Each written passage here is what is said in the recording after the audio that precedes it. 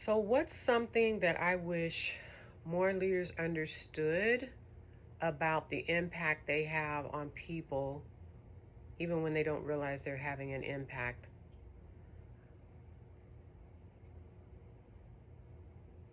It goes back to self awareness. I think that leaders have to be more intentional about being self aware. We are bombarded with so much today from social media, from news outlets, from independent news, from propaganda, go down the list.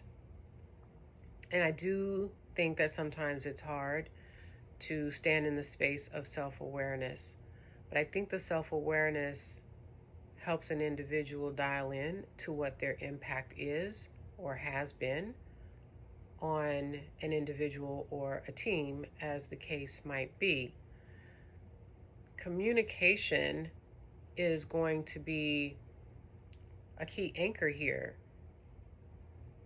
You can be self aware and then start to try and shift, maybe the narrative, however it needs to go, but how it is communicated has such an impact. I have been in spaces where I've heard leaders scream at their team or a team member.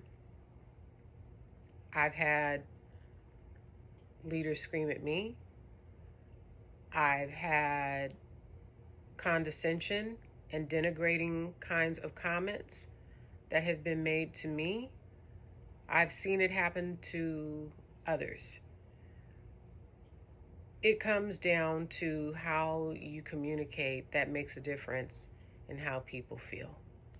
And sometimes we think that just by virtue of speaking that we're communicating. That's just speaking and talking.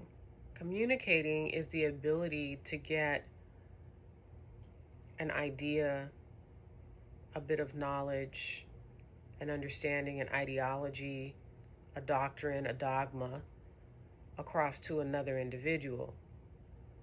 And depending on how that is being articulated, will also depend on the impact that that person receives.